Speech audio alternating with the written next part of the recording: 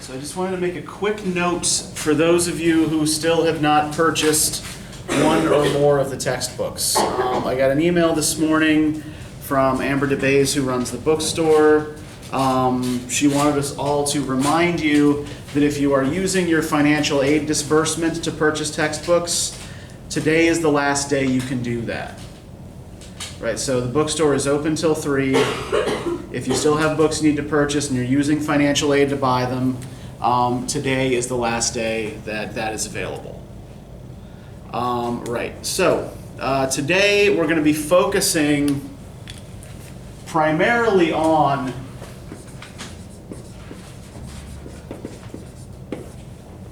styles of narration and what we can pull out of a text based on the way it's told, the way it's narrated. Right now, I want to begin though by just asking, like, how many of you are familiar with Edgar Allan Poe? How many of you have read Poe before? Okay, good. That's more than half of you.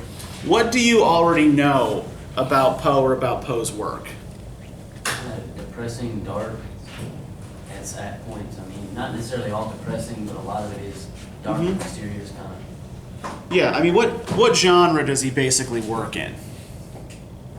What would we call Poe's stories? Yeah, sort of gothic, horror, right?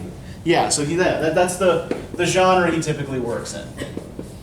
Right, gothic, horror, ghost stories. Good. What else do you know about Poe or about his work? How many of you read Poe in high school, like for a class?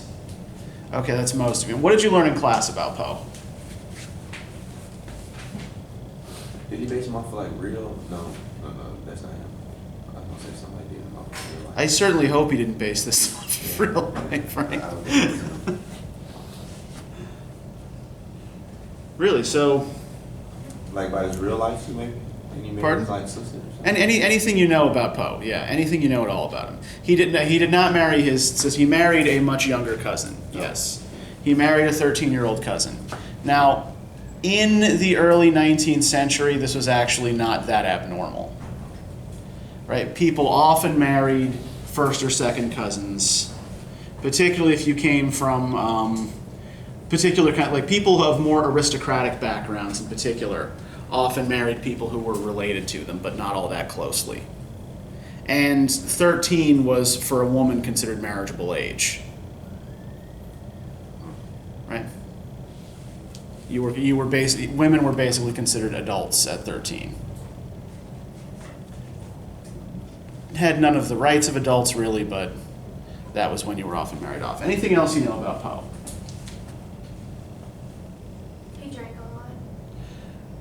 That's the common story about Poe, right? Now, this is something that I always feel I need to push back on a little bit. When Poe died, unexpectedly, he left his reputation in the hands of a guy by the name of Rufus Griswold. Now, Poe had made his living primarily as a writer for and editor of magazines. And he and Griswold had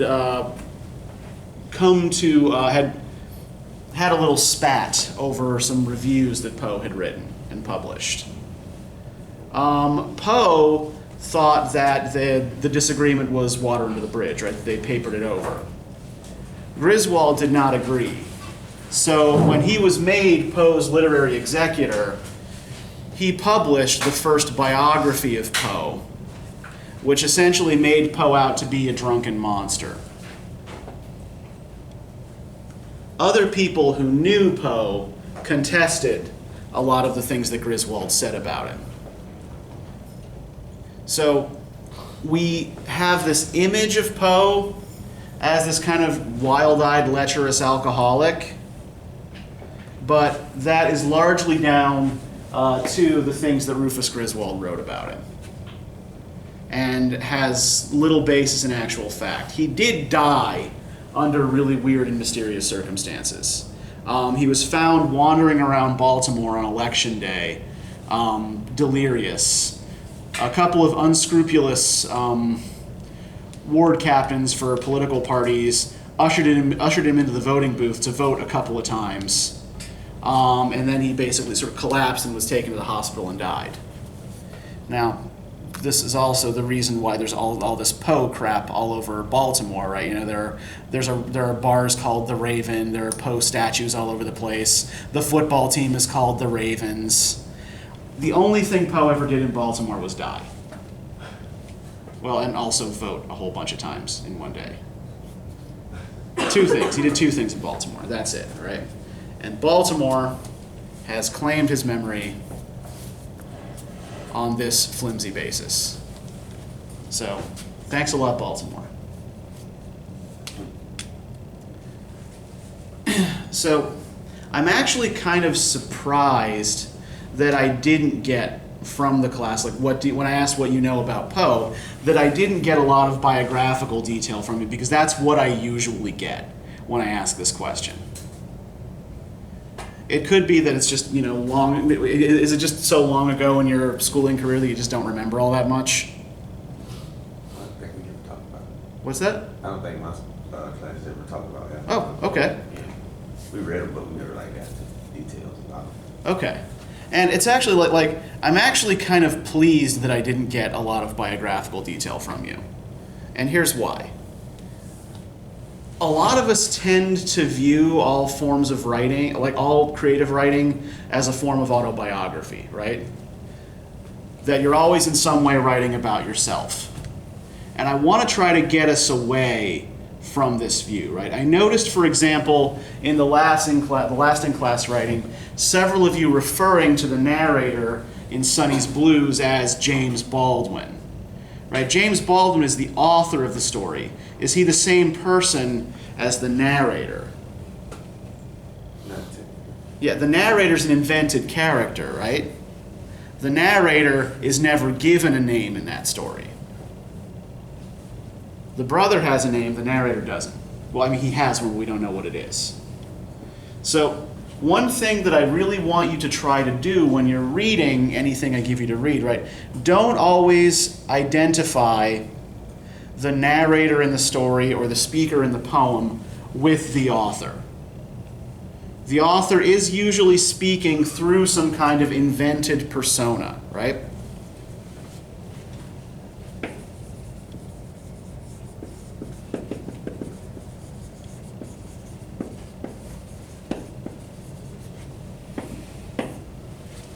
Right. We know, for example, that Poe was not a vengeful European aristocrat who walled up his friend in a basement, right? Although an awful lot of his stories do involve people walling other people up in basements. It seems to be a big thing for him. But as far as we know, Poe never walled anybody up in a basement, right? This is something that the character does, the narrator does, not the author. They're not to be identified with each other. Now, that said, you may remember we talked a little bit really early in the semester about what I call an implied author. Does anybody remember what this phrase meant, what an implied author is? Like the values and context implied by the story or by the... Yeah, like any text that we read usually has a kind of implied set of values, right? It doesn't spell them out for you, but there are clearly particular things that the text values and is interested in. Right, so yeah, the implied author is the implied set of values that the text seems to use as a sort of yardstick or standard, right? So if we think back to other stories we read, right? If we think about, say, Cathedral, right? The implied author of Cathedral seems to value open-mindedness, community, connection to other people, right? Even though the narrator in the story is largely missing all of these things. Right? The whole goal of the story is to get him to that point.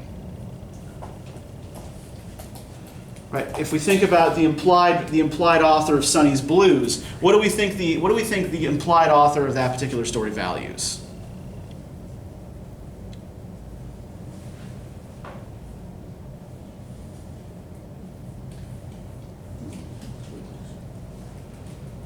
Are we talking about the author or the narrator?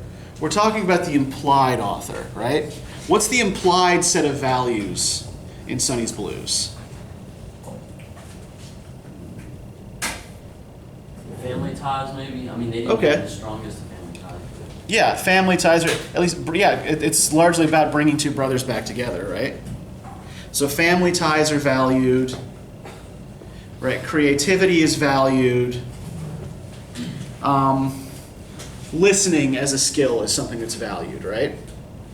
And one thing that we notice if we look at those two texts, right? The narrator in the story is often kind of at odds with those particular values. The narrator doesn't necessarily express or feel those values, at least initially. So when we have a narrator who is in accord with the implied author, right, who is clearly expressing the values of the implied author, we call that a reliable narrator.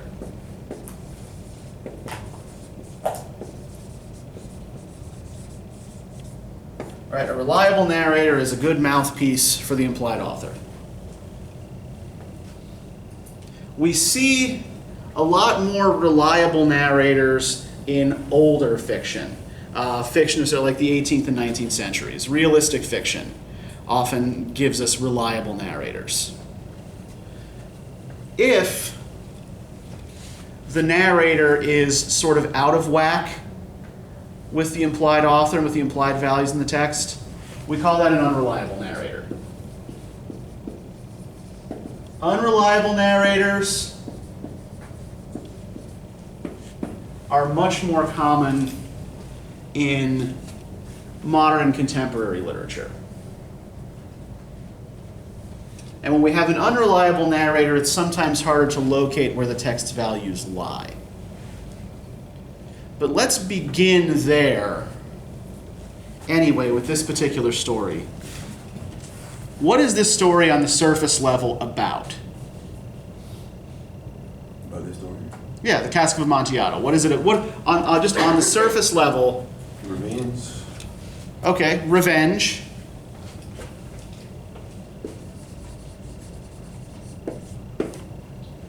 And can we be a little bit more specific than that? What's going on here? Takes a guy to his death. Okay, yeah, we have one guy avenges himself upon another by leading him to his death. And he does so through what sort of means? Takes him down a long, dark cave. Mhm. Type thing. Playing tricks. Yeah. Revenge, trickery.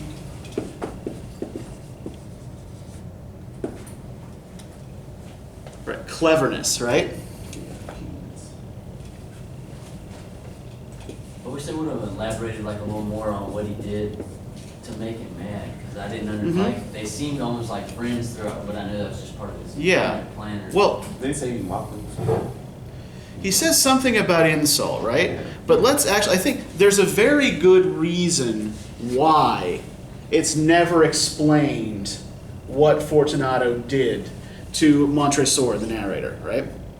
If we look at the very first paragraph here, the 1,000 injuries of Fortunato I had borne as best I could, but when he ventured upon insult, I vowed revenge. You, who so well know the nature of my soul, will not suppose, however, that I gave utterance to a threat. Who's you? Fortunate. It's not Fortunato. He's not talking to Fortunato. Who is he talking to? Himself, man.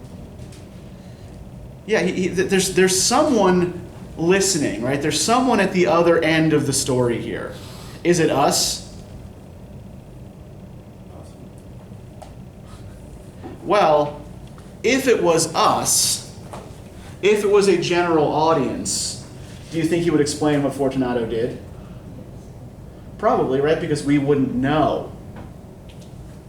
So, he's telling this story to someone who doesn't need to be told what Fortunato did, right? To someone who doesn't need to be told how Fortunato offended him, because this person already knows. So he is assuming here a sympathetic listener who already knows parts of the story, which means that for us, for the readers, there are going to be some gaps, right? There are going to be some things that Montresor isn't going to tell us because he's not talking to us, right? What we have here is what's called, and don't get this confused with implied author. It sounds similar, right? We have an implied auditor, right? This is when the story or poem is obviously being spoken to a specific listener who doesn't respond, right? Whose presence is only implied in the conversation of the narrator. So yeah, so he's talking to someone who already knows some part of this story. Now the fact that Montresor here is talking about insults indicates what other value in the story? Dignity. Yeah, dignity and honor, right?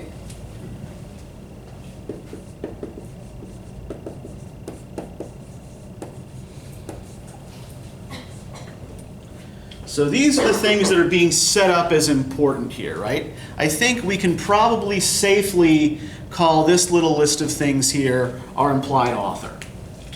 Right? Dignity and honor, revenge, trickery, cleverness. Right? These are the things that the text is setting up as values.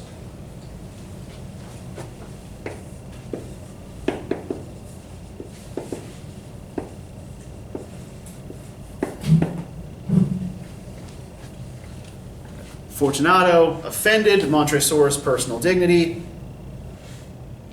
Therefore, Montresor must be avenged upon him through a clever ruse. Right. At length I would be avenged. This was a point definitively settled, but the very definitiveness with which it was resolved precluded the idea of risk. I must not only punish, but punish with impunity. A wrong is unredressed when retribution overtakes its redresser. It is equally unredressed when the avenger fails to make himself felt as such to him who has done the wrong. So what elements are what's necessary here for a successful revenge in Montresor's little definition? He needs to make him, I guess, like feel the,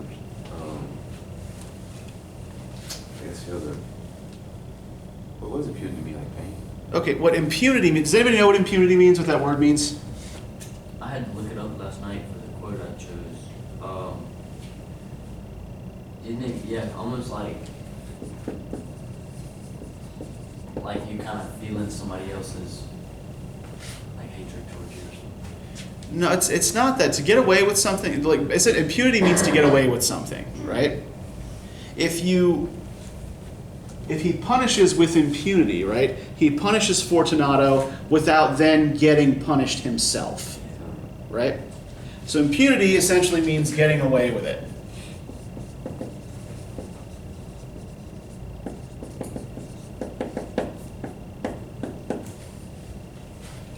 So what's the essential element then in a successful revenge plot?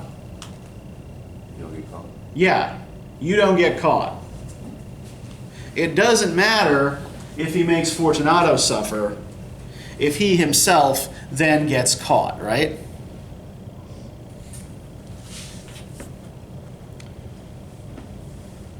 It is equally unredressed when the avenger fails to make himself felt as such to him who has done the wrong. So what else has to happen for revenge to be successful? He doesn't make him self-felt, whatever. I don't really understand that part. Can't feel remorseful. It's not, this isn't actually about Montresor's feelings at all. Right. It is equally a wrong is equally unredressed when the avenger fails to make himself felt as such to him who has done the wrong. So who's done the wrong? Fortunato. Fortunato has done the wrong, right? Whatever it was, Fortunato has done it. And so, in order for Montresor to successfully avenge himself upon Fortunato, Fortunato has to know who got him, right? Fortunato has to know that it was Montresor who lured him into the trap. So the avenger has to make sure that the person he's avenging himself upon knows where the knife is coming from once the blow falls. So they'll just kill him without him knowing, just let him know you. Basically, what he's saying is don't kill him like don't shoot him in the back of the head. Let him see Yeah, because then he'll never know who did it, right? It's important for Fortunato to know who he's wronged, right? So, given this definition, right, that a revenge plot has to be clever, it has to preserve one's dignity and honor, the avenger has to get away with it, and the avenged has to know who did it to him. How successful do you think Montresor's plot is? It's pretty good. It doesn't seem like anybody will ever find him.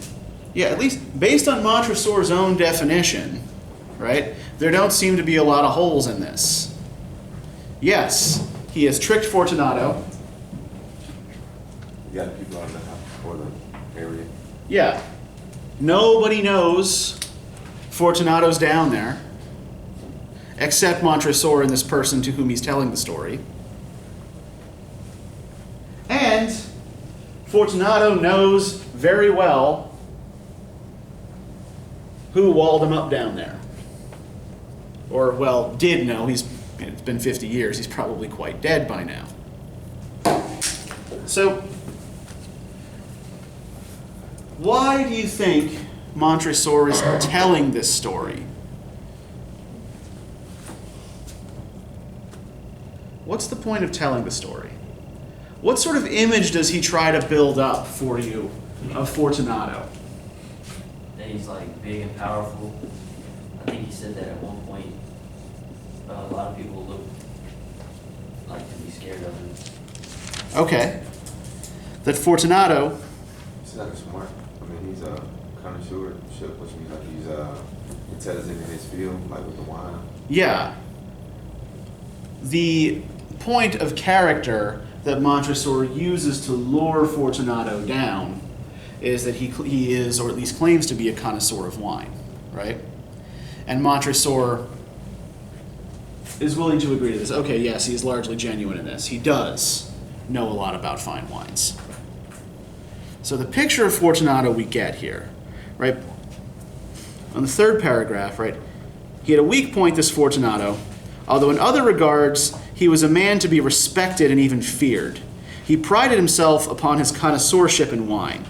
Few Italians have the true virtuoso spirit. For the most part, their enthusiasm is adopted to suit the time and opportunity to practice imposture upon the British and Austrian millionaires. In painting and gemmery, Fortunato, like his countrymen, was a quack, but in the matter of old wines he was sincere. In this respect, I did not differ from him materially. I was skillful in the Italian vintages myself, and bought largely whenever I could.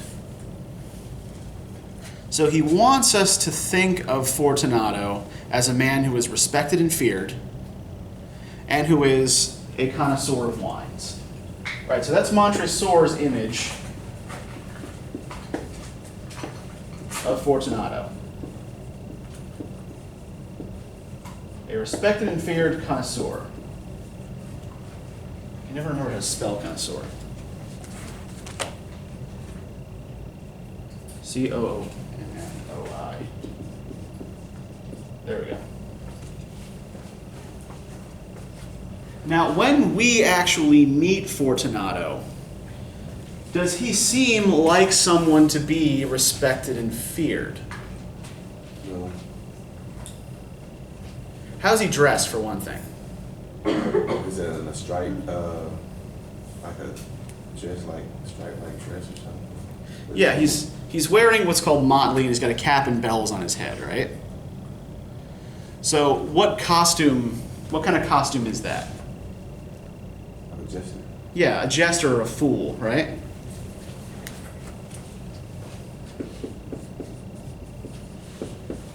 Right, on the one hand, convenient, because he's going to be Montresor's dupe. But also perhaps suggestive of certain elements of character, right? When we see Fortunato presented with fine wines, does he approach them the way a connoisseur would? How would you imagine like a connoisseur of wines would enjoy a glass? Maybe sip it. Yeah, sip it slowly, right? Inhale the aroma, right? Swish it around in your mouth a little bit. Really get the flavor of it. What does Fortunato do whenever Montresor offers him any wine? Turns the bottle up. Yeah, he chugs it, right? Connoisseurs do not chug.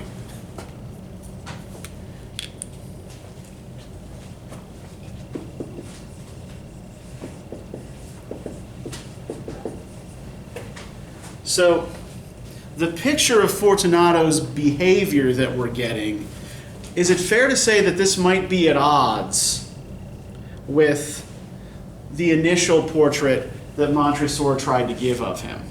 Yes. Yeah, does this guy look all that clever or dangerous? No. He's kind of an ass, right? He's fairly ridiculous. So why might Montresor be trying to play up how dangerous the wily Fortunato really is? So when he kills him, it seems like he had, some trophy almost. Maybe Okay. a picture. But he hasn't, in these 50 years, he hasn't told anyone, right? I guess it makes itself feel like makes it more intriguing for him to do it if he describes him in a like a big bad guy kind of role. Sure, yeah. I mean, hell, it's a lot, it's a lot more impressive Yeah. to say, capture the Joker than it is to capture, say, like, Skippy the Pig Boy or something like that, right? It's, capturing the criminal mastermind, right? Capturing the guy, capturing somebody powerful and important and avenging yourself upon that person makes you look a lot better and a lot more impressive than if you captured, right, a fat idiot who chugs this wine.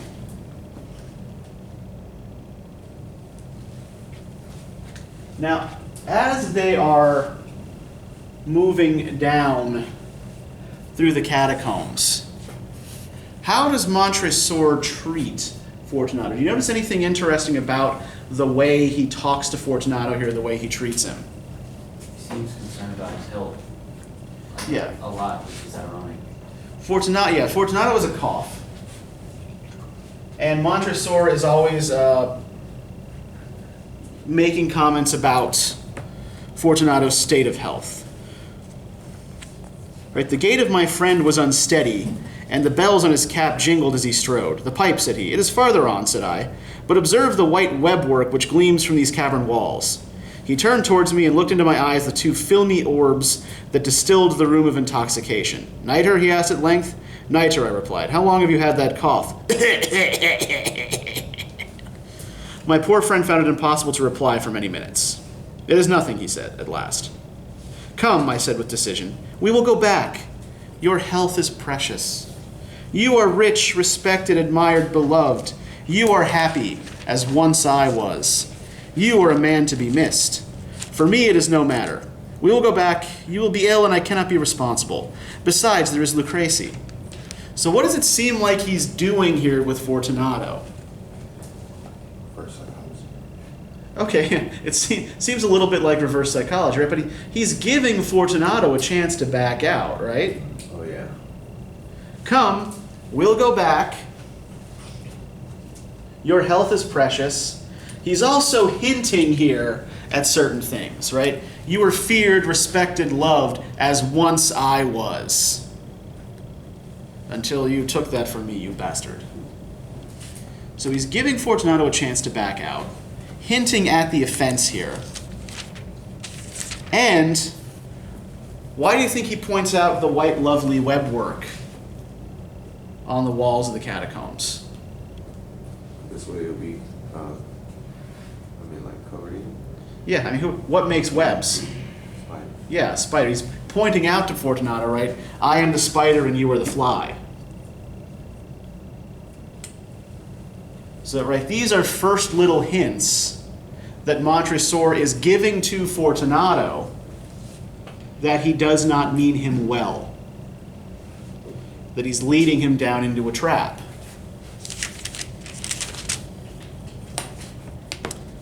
Enough, he said. The cough is a mere nothing. It will not kill me. I shall not die of a cough. True, true, I replied. And he means it, right? Yeah. Fortunato is not going to die of a cough. Right? He says this with absolute foreknowledge of how Fortunato is going to die. And indeed, I have no intention of alarming you unnecessarily, but you should use all proper caution. A draught of this medoc will defend us from the damps. Here I knocked off the neck of a bottle, which I drew from a long row of its fellows that lay upon the mold. Drink, I said, presenting him the wine. He raised it to his lips with a leer. He paused and nodded to me familiarly while his bells jingled. I drink, he said, to the buried that repose around us, and I to your long life. This is another case where he's drinking to Fortunato's long life, and he means this too, right? Because if Fortunato lives a long time from this point on, what does it mean?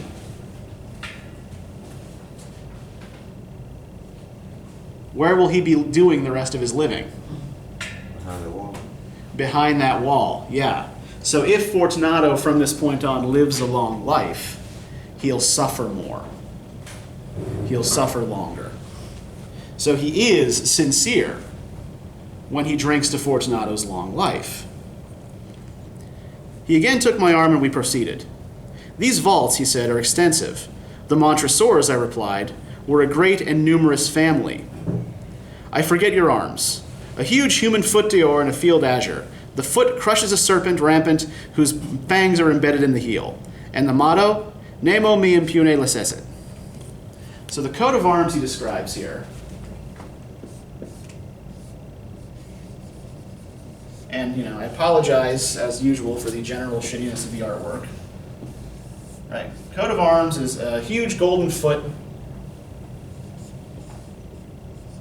Right, with a snake biting the heel. Right, the foot stomping the snake's biting the heel. And the motto in Latin means, no one provokes me with impunity, right? You step on me, I'm going to sink my teeth into your heel.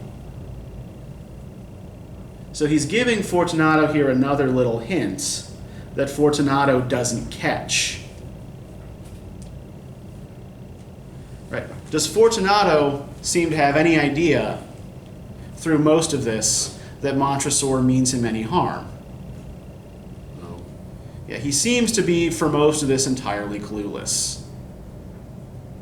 Now, one would think that someone who is as clever and respected as Fortunato is supposed to be would be a little bit more on his guard. Now, what sorts of people have a coat of arms? What does the fact that he has one tell us about Montresor?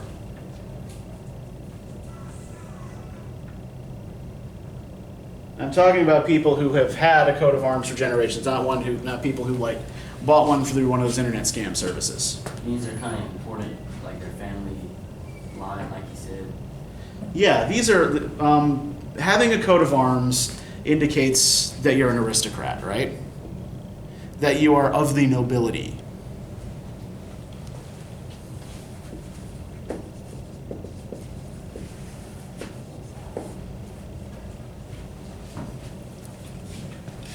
So it's something that you inherit from your family.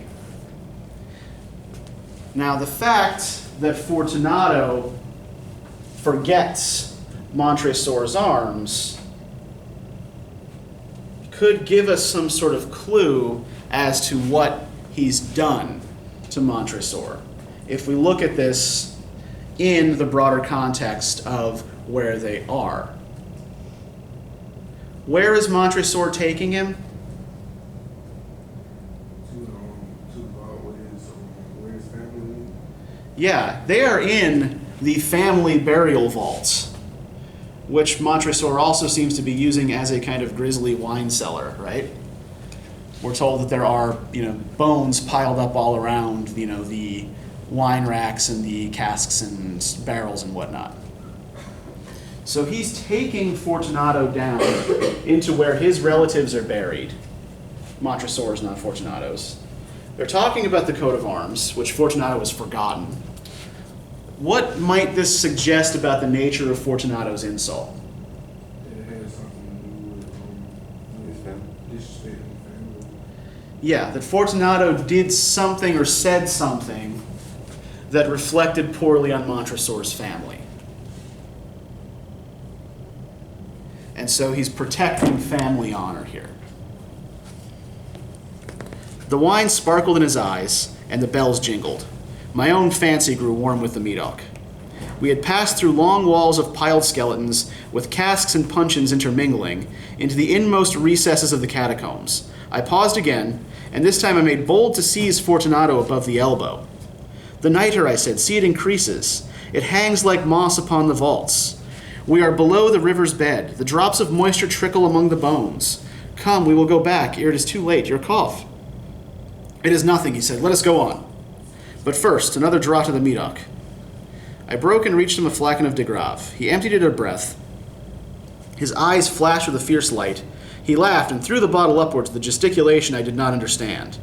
I looked at him in surprise. He repeated the movement, a grotesque one. You do not comprehend, he said. Not I replied. Then you are not of the Brotherhood. How? You are not of the Masons. Yes, I said, yes, you, impossible. A Mason? A Mason, I replied.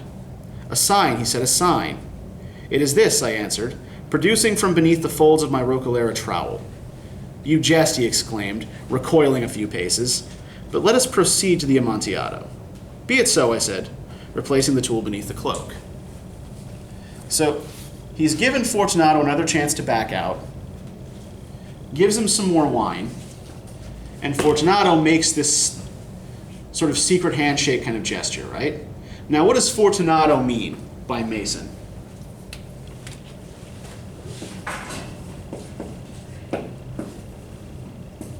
When Fortunato says you are not of the Masons, what does he mean? Like the royal family now? Not the royal family. No, he's talking about. Do any of you know who the Freemasons are, or what Freemasons are? Yeah, sort of semi-secret, right? And yeah, the Freemasons.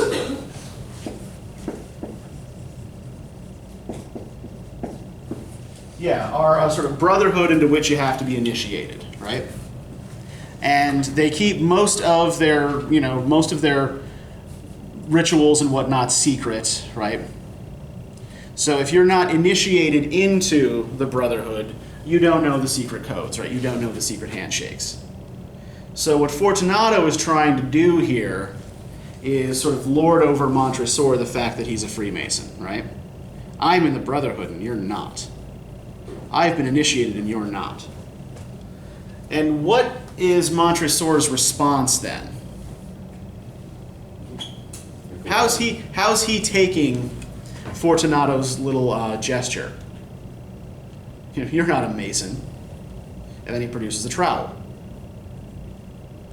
Is he claiming membership in a secret brotherhood?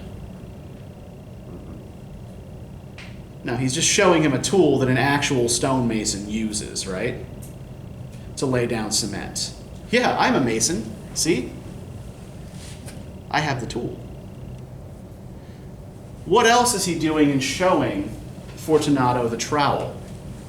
Give him a hint of a tool that he's gonna use on him. Yeah, he's showing him the thing that's going to kill him. He's showing him the instrument of his own death. Does Fortunato seem to recognize anything's up yet? Well, doesn't he recoil? Well, I mean, well, what does that really mean? Yeah. In a few places. You jest, he exclaimed, recoiling a few, jumping back a little bit. Yeah. Right?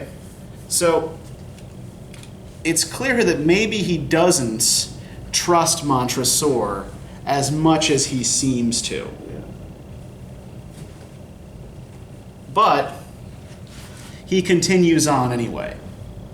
The lore of the Amontillado, right, rare during the Carnival season, is too much for him. Now, do you notice anything weird about Montresor's behavior while he's walling up Fortunato?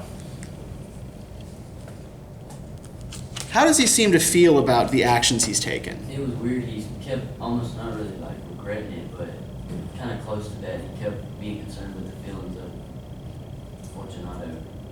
Like a few times, Mhm. he was talking to himself. He said he's like concerned for the health of him, which is weird. Yeah, well, and there are definitely moments when he's building the wall, right, Yeah. where he stops for various reasons.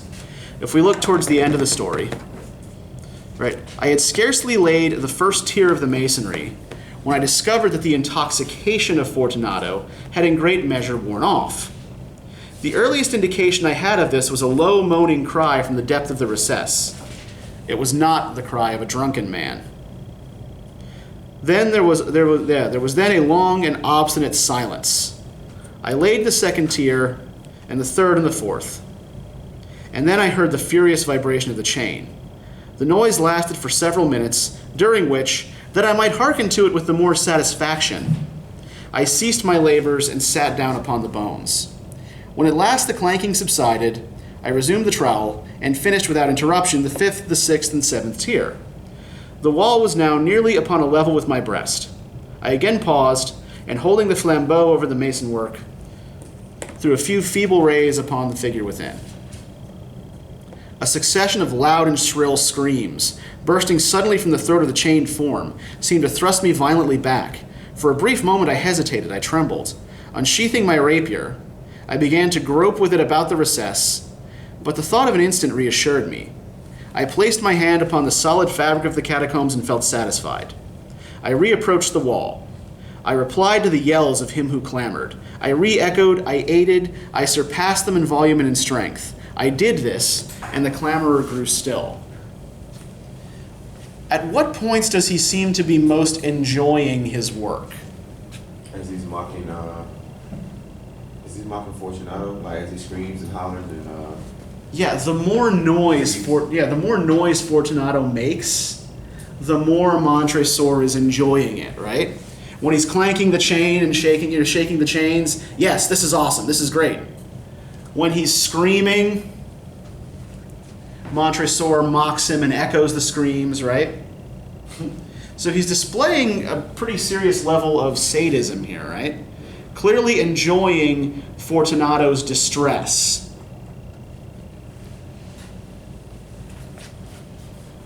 It was now midnight, and my task was drawing to a close. I had completed the 8th, the 9th, and the 10th tier. I had finished a portion of the last and the 11th. There remained but a single stone to be fitted and plastered in. I struggled with its weight. I placed it partially in its destined position. But now there came from out the niche a low laugh that erected the hairs on my head. It was succeeded by a sad voice, which I had difficulty in recognizing as that of the noble Fortunato. The voice said, "A very good joke indeed, an excellent jest. We will have many a rich laugh about it at the palazzo, over our wine." "The Amontillado," I said. "Yes, the Amontillado. But is it not getting late? Will they not be awaiting us at the palazzo? The Lady Fortunato and the rest? Let us be gone." "Yes," I said, "let us be gone." For the love of God, Montresor, yes, I said, for the love of God. But to these words I hearkened in vain for a reply. I grew impatient. I called aloud, Fortunato! No answer. I called again, Fortunato! No answer still. I thrust a torch through the remaining aperture and let it fall within. There came forth in return only a jingling of the bells. My heart grew sick. It was the dampness of the catacombs that made it so. I hastened to make an end of my labor. I forced the last stone into its position. I plastered it up. Against the new masonry, I re-erected the old rampart of bones. For the half of a century, no mortal has disturbed them. In pace requiescat. At what point does Montresor stop having fun here? But he doesn't have, Pardon? like when he stops, I guess. Yeah, once Fortunato stops struggling, once he goes quiet, that's when Montresor's heart grows sick, right? He makes an excuse for it. It's just the dampness, right? I'm in a wet basement, surrounded by bones, right? Environment reason. Yeah, it's my environment. Yes, of course. It must be that. But yeah, he stops having fun and hastens to make an end of his work and get out of there once Fortunato stops struggling. Right. Once Fortunato just resigns himself to his fate, this is no longer any fun. It becomes disturbing. It becomes uncomfortable.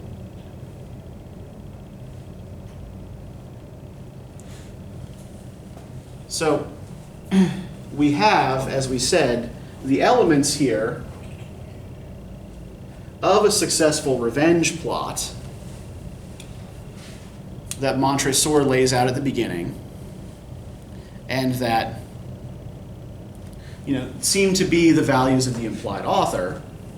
Right? Yes, this is how you do a revenge, and why you do a revenge. Does Montresor seem pleased with his revenge? Is he satisfied?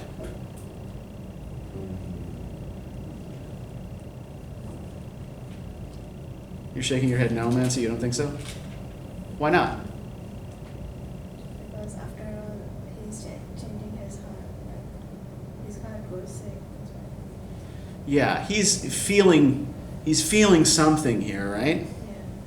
Something that he wasn't feeling when Fortunato was still fighting back. Now, on the one hand, we've seen that Fortunato is not the adversary that Montresor made him out to be. Right? This guy actually seems to be pretty thick. Right? He actually comes off as pretty dumb, pretty foolish.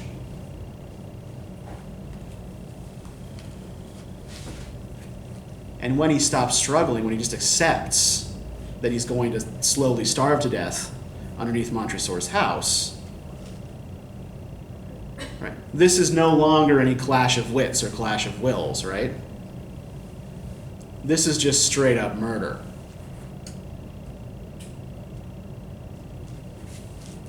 In a really vicious kind of way. So Fortunato knows who's done this to him, and Montresor is absolutely going to get away with it. Why do you think, then, he's telling this story? What does this tell us about Montresor's reasons for narrating this to us in the first place, or narrating it to his implied listener? Maybe he needs to, I guess, get it off his, not get off his chest, but he wants to, I don't know, express it to someone other than himself. Sure. Yeah, he's trying to express it to someone whom he thinks will be sympathetic, Yeah. whom he thinks at least already knows part of the story. Maybe someone that can make him feel like the purpose of doing it was good, maybe. I don't know. Yeah, I mean, he certainly seems to be trying to convince someone of something, or trying to persuade someone of something. Do you think he's trying to persuade the listener or himself?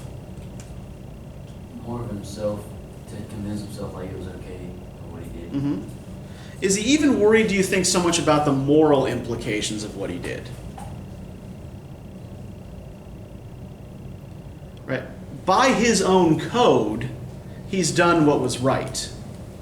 Fortunato insulted me, and so I got my revenge upon him. Right? You cannot let an insult of this sort go unpunished. So yeah, according to his own moral ethical compass, even if it's not our moral ethical compass, he's done the right thing. But he's avenged himself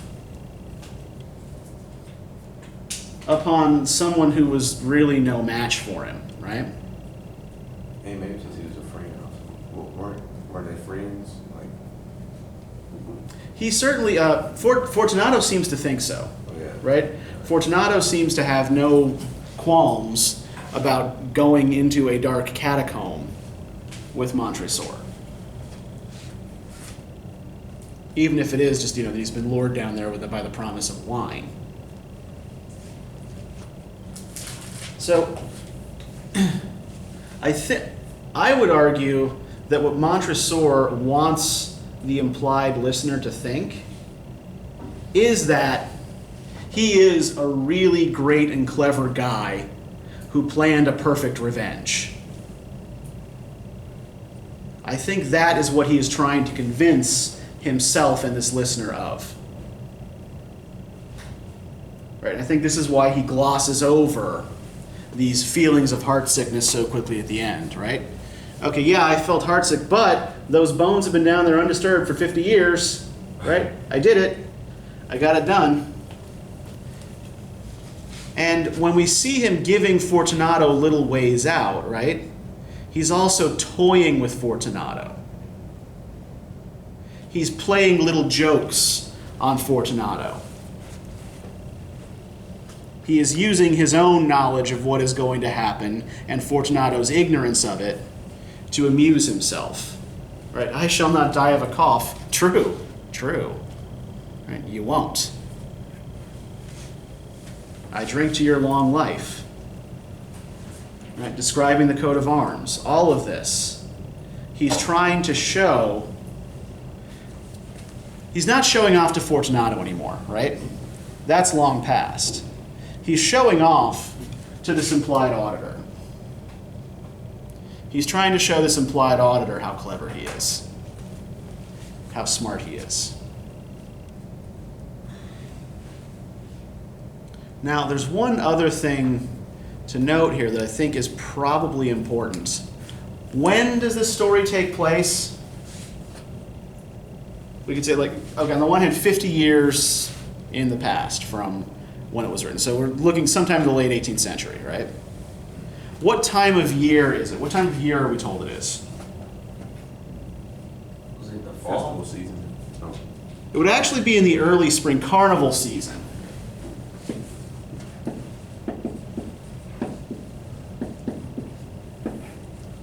Do you know what carnival is? What carnival is, particularly like in southern European countries, also in South America. Like Renaissance type? It kind of seems like the way he was dressed and everything, it just seems like it. Now, we're not talking about like an era.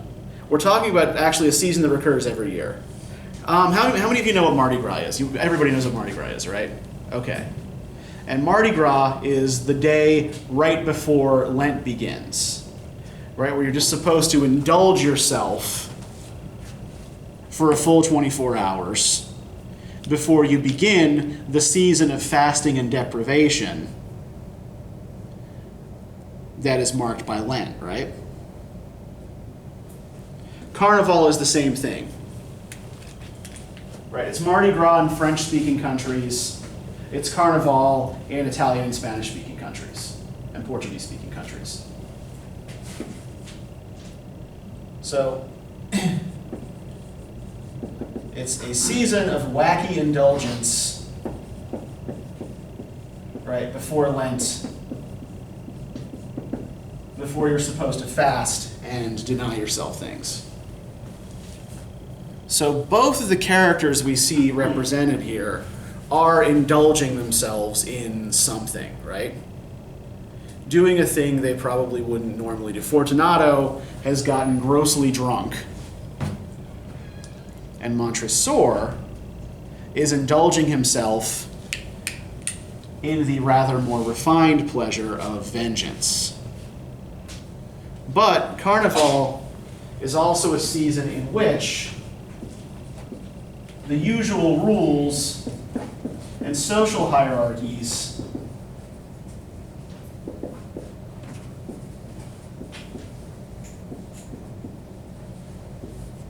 are overturned. So the pleasure that Montresor is supposed to get from this vengeance doesn't come, right? It doesn't occur. He doesn't get what he's supposed to get from it. He gets this feeling of sickness instead. So the one major thing that I wanted you to get from this, right, is just to look at the way the narrator's language, the narrator's description of events, does not always accord with the ideas that the text sets up as central values, right? That the narrator will sometimes try to accord himself with those values and fail. Sometimes the narrator will not even try to accord himself with those values, will try to actively work against them. So always be careful, one, not to identify the narrator with the actual author, and two, to think about what the text seems to think is most important and how the narrator interacts with those values, right? Anybody have any questions? No? All right, so for next time, right, you're going to be doing assignment 3 on pages 86 and 87 of Writing Analytically, and you'll be choosing your own sample of analysis for that, right? There's a list of things that it suggests, and what I want from you is both sort of, I want the list of similarities and differences you come up with between your objects of comparison, and I also want a short two-page analysis of these similarities and differences, okay? So that's what you'll be doing for next time. All right, everybody have a good weekend. See you on Tuesday.